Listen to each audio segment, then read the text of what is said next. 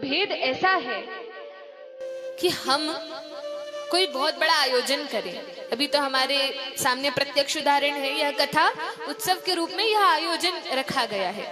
तो जो व्यक्ति आयोजन करवाता है वो सभी लोगों को बुलाता है, निमंत्रित करता है, निमंत्रण देता है, सभी आइए, भोजन की व्यवस्था है, सभी लोग भोजन करते हैं, तृप्त होकर आनंद से कहते हैं क्या भोजन था, बहुत अच्छा, बहुत बढ़िया।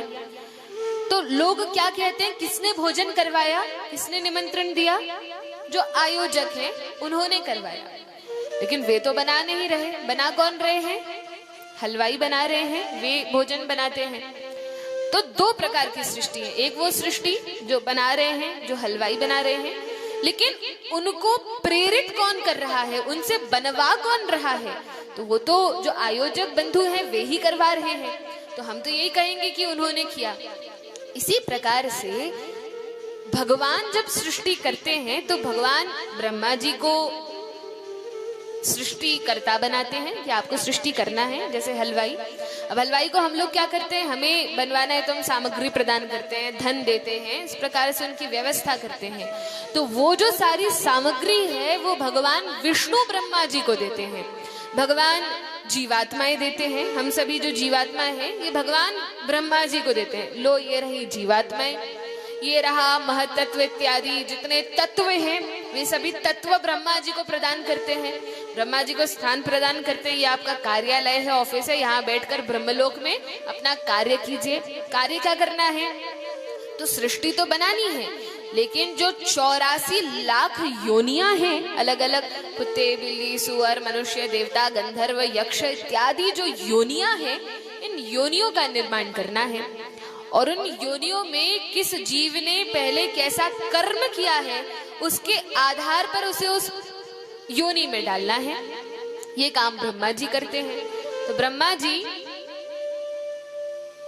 यदि हम अपनी भाषा में समझे तो ब्रह्मा जी जब जीवात्मा को लेते हैं, अब उस जीवात्मा के साथ भगवान उसके कर्मों का भी सारा लेखा जोखा दे देते हैं कि देखो इस जीवात्मा ने पिछले जन्म में ये अच्छे कर्म किए थे, ये बुरे कर्म किए थे, इसके पहले ऐसा ऐसा किया था, 100 जन्म पहले ऐसा किया था। पूरा लेखा जोखा जो चित्रगुप्त बनाकर रखते हैं उस जीव का, वो सब ब्रह्मा जी को प्रदान कर दिया जाता है। अब ब्रह्मा जी क्या करते हैं, वो सारा लेखा जोखा देखते हैं, मान लीजिए कि इस व्यक्ति ने कोई एक जीवात्मा ली, इस व्यक्ति ने अपने पिछले जन्म में खूब कथा कीर्तन का आयोजन किया, बहुत मन लगा के भगवान की कथा को श्रवण किया और बहुत सत्संग करता था, सत्कार्यों में रहता था, बड़ा सज्जन व्यक्ति था। लेकिन इसकी इच्छा अधूरी रह गई। क्या इच्छा? कि ये चाहता तो था कि मैं खूब बढ़िया ढंग से भगवान की सेवा करूं, लेकिन इसके पास बहुत अधिक धन नहीं था, थोड़ा निर्धन था।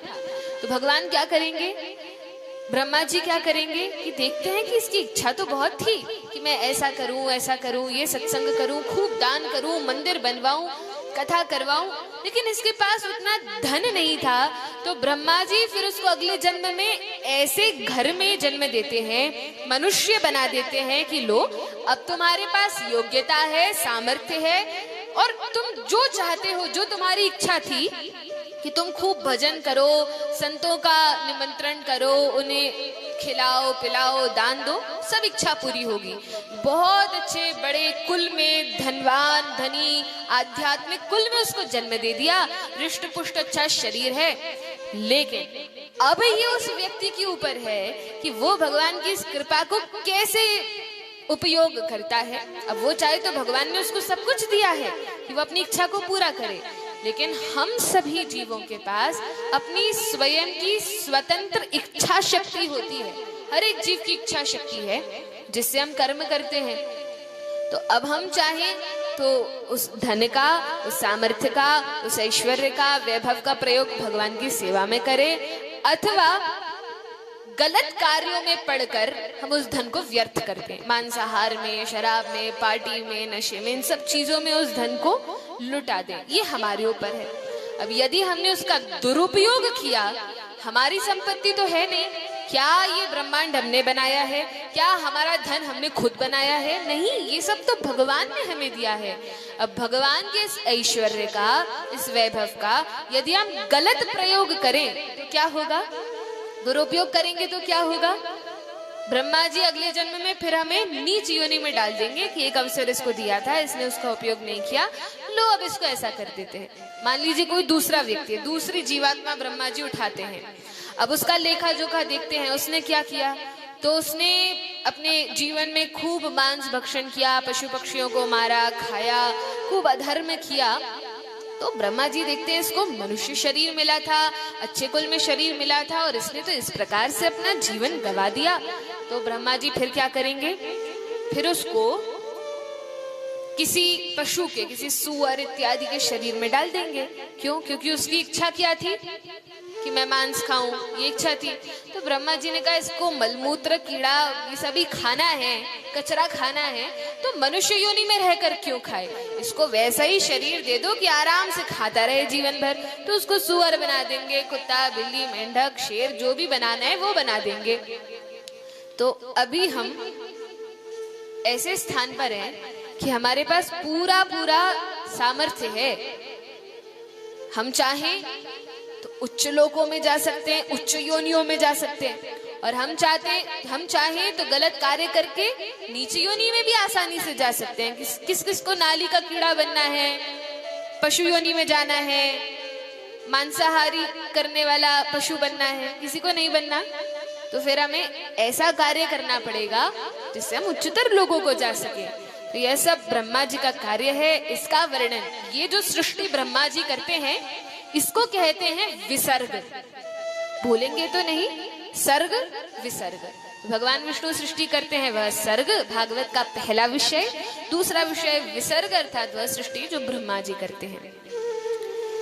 देखिए कथा तो हो रही है, लेकिन आप सभी से एक विनती है कि कथा केवल सुनकर ही मत चले जाइएगा, क्योंकि बाद में लोग पूछेंगे कि क्या परिवर्तन आया, किसने कथा कही थी, कुछ नहीं परिवर्तन आया, अच्छा ऐसी कथा होगी, कुछ परिवर्तन ही नहीं आया तो कथा किस काम की। तो कथा के बाद यदि हम पवित्र हैं तो बहुत अच्छी बात है, और अधिक नाम जप करना चाहिए, भक्ति करना चाहिए। और यदि कुछ त्रुटि है भी, यदि कोई पाप कर्म है भी, तो उसको छोड़ देना चाहिए। अब हम कहते हैं अरे हम बहुत कोशिश करते हैं, छूटता नहीं है। अब यदि मैं इस माइक को पकड़ लूं जोर से और मैं कहूँ कि मैं बहुत कोशिश कर रही हूँ पर ये माइक मुझे छोड़ नहीं रहा, तो आप कहेंगे कि बड़ी मूर्ख हो, तुम छोड़ दो, छूट जाएगा। हम कहते हैं हमसे ये आदत छूट नहीं रही। अरे आदत थोड़ी ना हमें पकड़ के रखी है, हम उस आदत को पाल के रखे हैं। यदि मान लो शराब पीने की आदत है, मत पियो, छूट जाएगी। मांसाहार की आदत है, मत खाओ, छूट जाएगा। छोड़ना आसान है, बस मन में हमें संकल्प करना है, मन में निश्चय करना है, बाकी तो फिर अपने आप सब हो जाता है। बोलिए वृंदावन बिहारी लाल की जय। भागवत का तीसरा विषय है स्थान। भगवान सभी जीवों के रहने के लिए स्थान प्रदान करते हैं, ये सारी सृष्टि बनाते हैं। जो ब्रह्मा जी योनि बनाते हैं तो देवी देवता की योनि है, फिर ऋषि महर्षियों की योनि है, मनुष्य की योनि है। हर एक के रहने के लिए स्थान तो बनाना होगा, सब तो एक जगह नहीं रह सकते। किसी के लिए स्वर्ग बनाया, किसी के लिए पृथ्वी बनाई, किसी के लिए नागलोक बनाया, इस प्रकार से अलग अलग लोक बनाए। चौथा विषय है पोषण।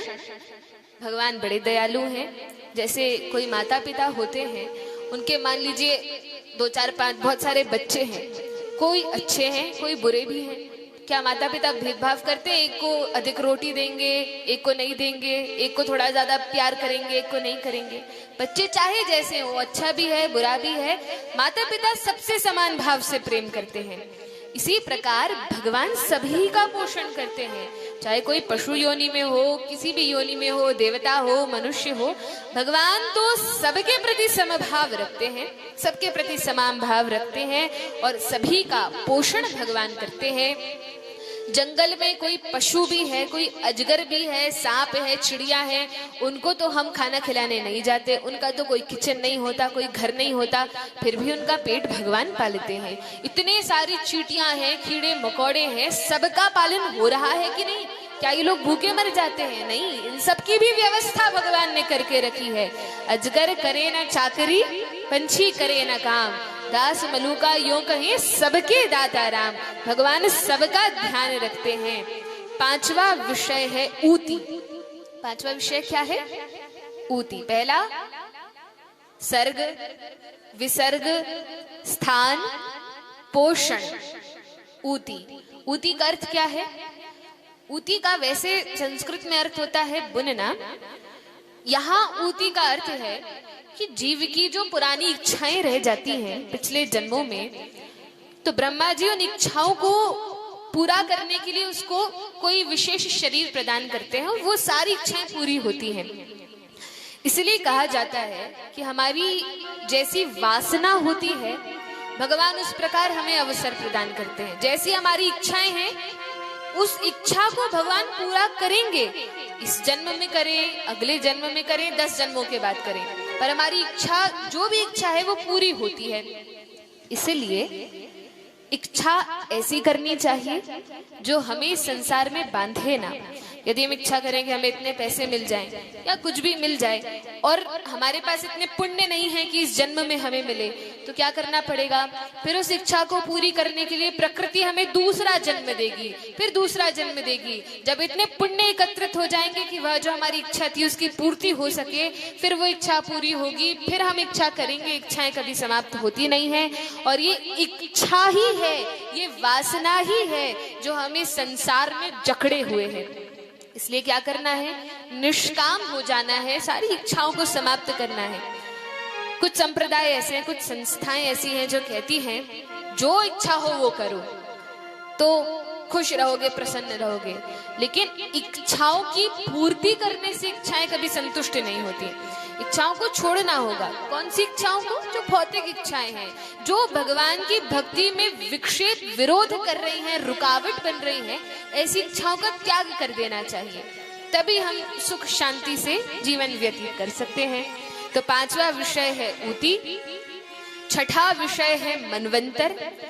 मनवंतर में सारे कालक्रम का वर्णन है, पृथ्वी का क्या समय है, फिर स्वर्गलोक के वासियों का क्या समय है, कितने कल्प होते हैं, कितने मनु बदलते हैं। तो 14 मनु है, मनवंतर है, कल्प, पूरा समय, निमिष से लेकर बहुत लंबे काल का वर्णन इस मनवंतर में है। आगे कथाओं में विस्तृत रूप से वर्णन किया जाएगा। उस प्रसंग में यह भी वर्णन है कि किस प्रकार से अलग अलग मनवंतर में मनु अलग होते हैं, इंद्र अलग होते हैं, चंद्र अलग होते हैं। ये इंद्र इत्यादि जो हैं, ये देवी देवता जो होते हैं, ये कोई व्यक्ति नहीं है। जैसे हमने सुना है ना, इंद्रदेव, अग्निदेव, चंद्रदेव, तो यह सब व्यक्ति नहीं है। तब कौन है? तो कहा ये सभी पद हैं। जैसे कोई पोस्ट होती है, मान लीजिए प्रधानमंत्री का पद है, तो प्रधानमंत्री जो भी योग्य व्यक्ति है वो बन सकता है। क्या किसी का नाम प्रधानमंत्री है कि वही प्रधानमंत्री रहेगा? नहीं, वह तो एक पद है। जो योग्य व्यक्ति है, अलग अलग समय पर वो उस पर जाकर बैठता है। इसी प्रकार से ब्रह्मा जी, इंद्र, ये सभी क्या है? ये पद है।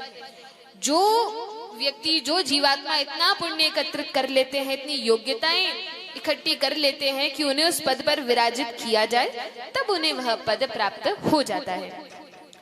और अभी वर्तमान में जो इंद्र हैं, उनका नाम है पुरंदर। और अगले मनवंतर के जो इंद्र होंगे वे स्वयं बलि महाराज होंगे। बलि महाराज की कथा हम कल सुनेंगे। वामन देव को दान देते हैं, वे बलि महाराज को वरदान है कि अगले मनवंतर के वे इंद्र होंगे।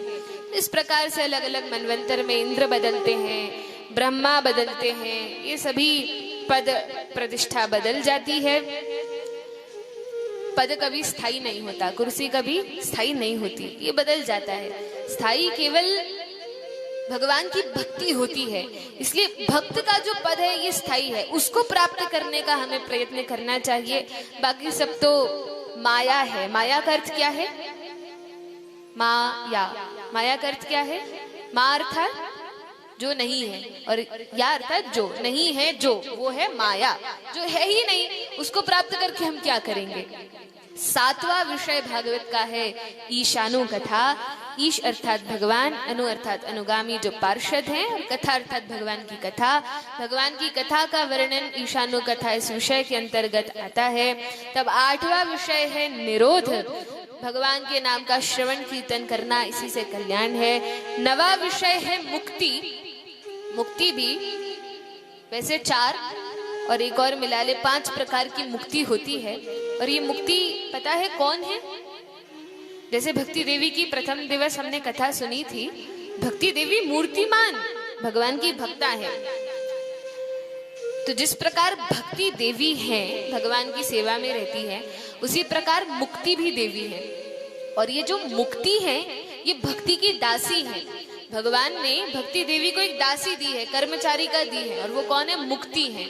अर्थात यदि कोई व्यक्ति भक्ति कर रहा है तो मुक्ति तो उसको मिल ही जाएगी। इसलिए भक्त को कभी मोक्ष के लिए, मुक्ति के लिए प्रयास नहीं करना पड़ता। वो तो केवल भगवान की भक्ति के लिए, प्रेम के लिए प्रयास करते हैं। और तब भागवत का 10वां विषय है आश्रय। आश्रय में दशम स्कंध मुख्य रूप से यह आश्रय है। भगवान का आश्रय लेना यही जीव का अंतिम गंतव्य है, लक्ष्य है, उद्देश्य है इस मनुष्य जीवन का। जो भी सत्संग है, साधन है, इन सबका उद्देश्य भगवान के आश्रय में जाना है।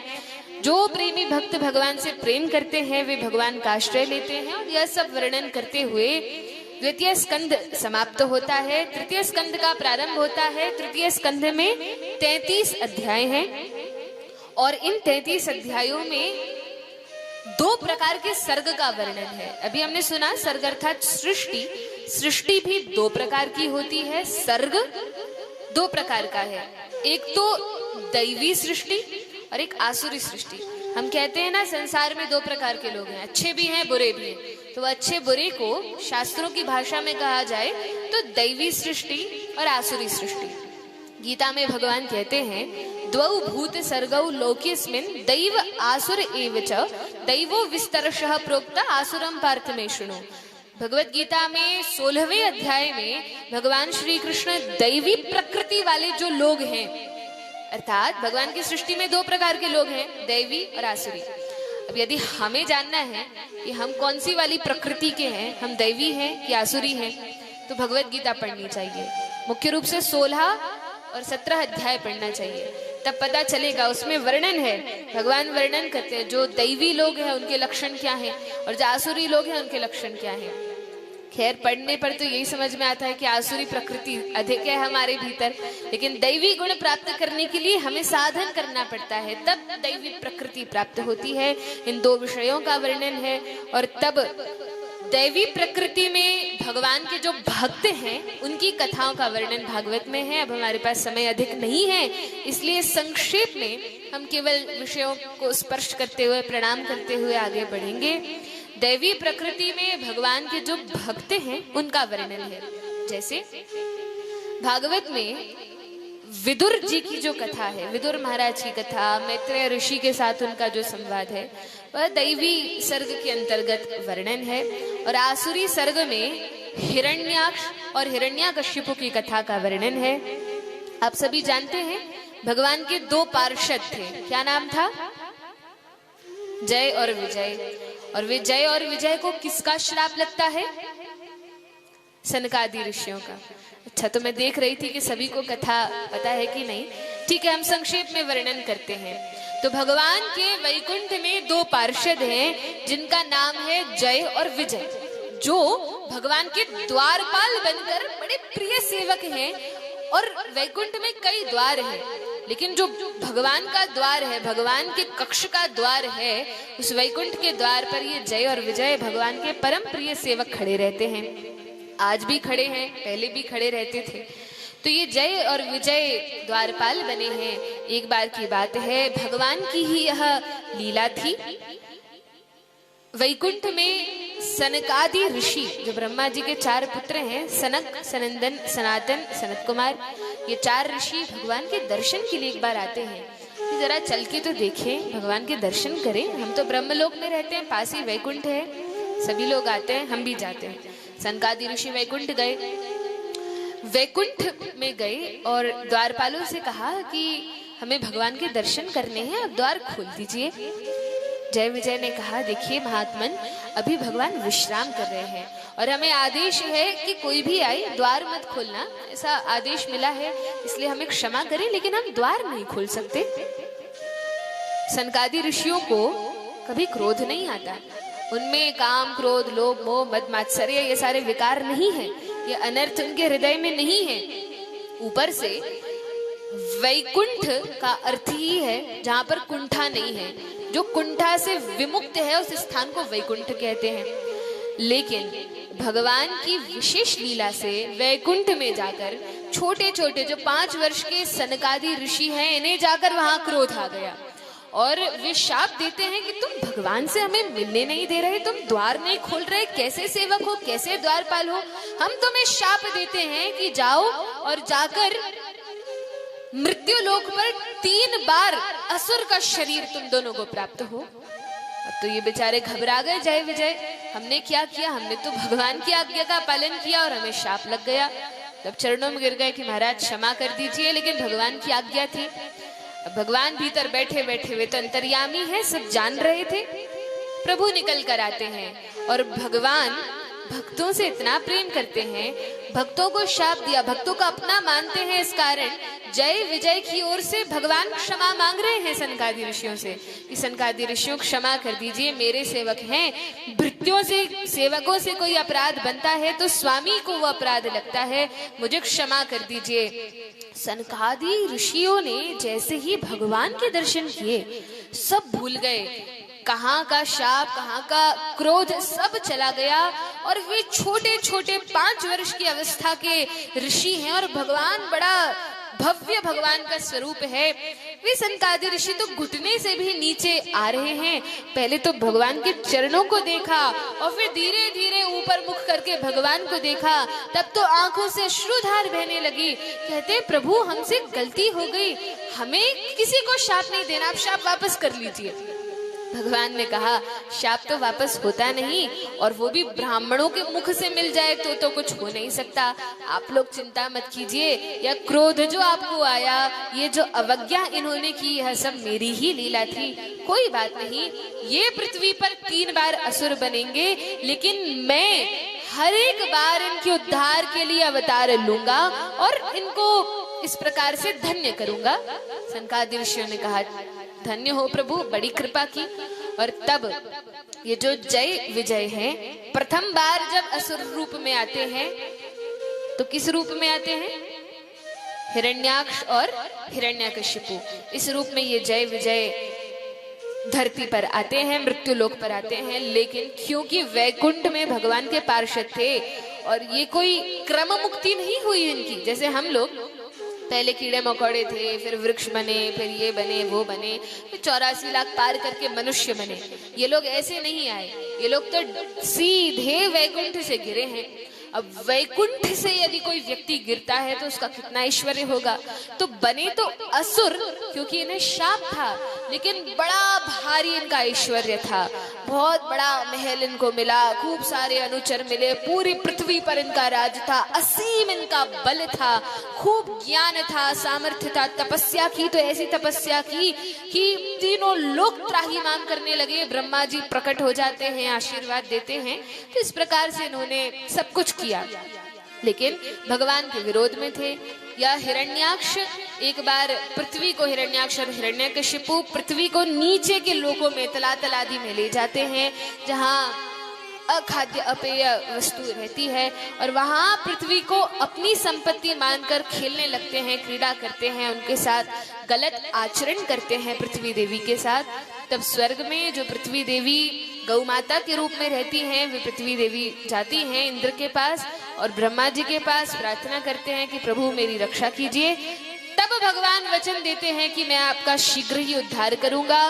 ब्रह्मा जी चिंता में सोच ही रहे थे कि क्या किया जाए जिससे हिरण्याक्ष और हिरण्यकशिपु से पृथ्वी की रक्षा की जाए। और इतने में भगवान दिव्य अवतार लेकर ब्रह्मा जी की नासिका से, पहले तो एक बहुत छोटे रूप में, सूक्ष्म, जैसे कोई मटर का दाना हो, इतने बड़े नासिका से प्रकट होते हैं, छोटे से वराह देव के रूप में।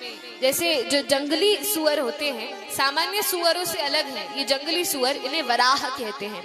तो वराह के रूप में भगवान पहले छोटे से प्रकट हुए और बाहर निकल के और बड़ा और बड़ा और बड़ा और बहुत विराट विशाल रूप, भव्य रूप भगवान धारण करते हैं। लाल अंग है, हाथ में गदा धारण किए हैं और बहुत लंबी ऐसी सूंड है और जाते हैं पृथ्वी की रक्षा करने के लिए, हाथ में गदा और अस्त्र शस्त्रों को लेकर।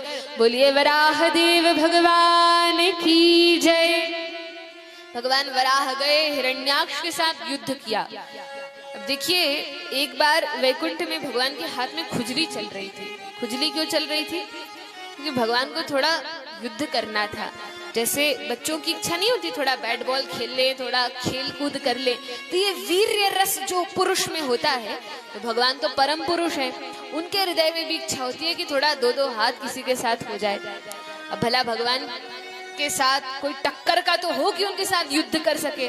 पता चला भगवान ने किसी का हाथ पकड़ा, बेचारा वही गिर जाए। तो कोई टक्कर का व्यक्ति होना चाहिए, और वो तो कोई भगवान का पार्षद ही हो सकता है। तो भगवान की शिक्षा को जानकर ही जय विजय ने अपराध कर दिया कि हम असुर बनेंगे, भगवान लड़ने के लिए आएंगे, और तब भगवान की जो इच्छा है युद्ध वाली, ये पूरी होगी। तो भगवान की इच्छा तो थी ही, इसलिए अब भगवान हिरण्याक्ष के साथ युद्ध करते हैं। अब चाहते तो भगवान हिरण्याक्ष को ऐसे ही मार सकते थे। भगवान कोई असुरों को मारने के लिए थोड़ी आते हैं। यदि असुरों को ही मारना होता तो भगवान दूर थोड़ी है, हृदय में ही बैठे हैं। एक मुक्का वहां से मारे तो उसको हार्ट अटैक आ जाए और वो वहीं मर जाए। लेकिन भगवान को तो लीला करनी थी, खेलना था। तो भगवान प्रकट हो गए, जितने समय तक इच्छा हुई युद्ध किया।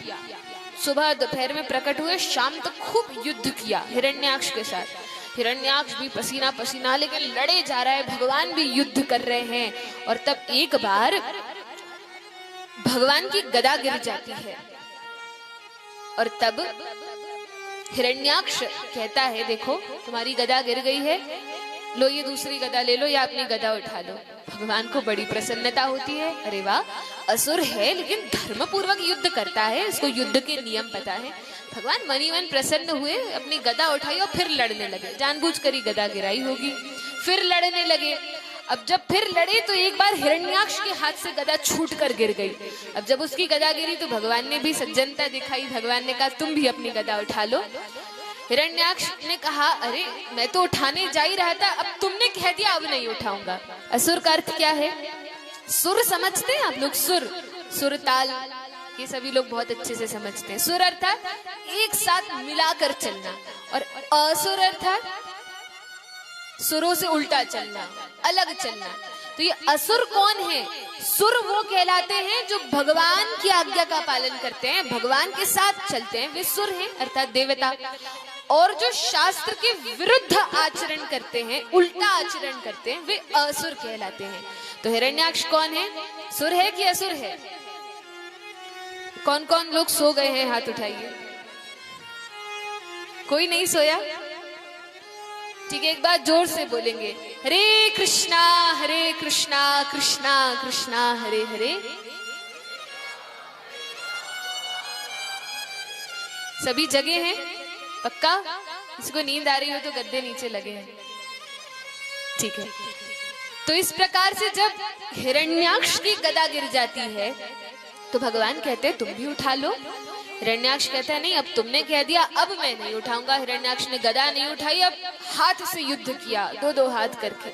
और तब भगवान लड़ रहे हैं, बड़ा आनंद हो रहा है।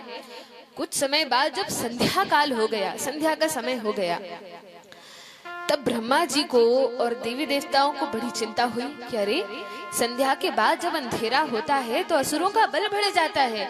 और ब्रह्मा जी घबरा रहे हैं, कहीं ऐसा ना हो भगवान के बीच बीच में गदा गिर रही है, पता चले हमारे प्रभु हार जाए, हिरण्याक्ष मार दे, हमारा क्या होगा?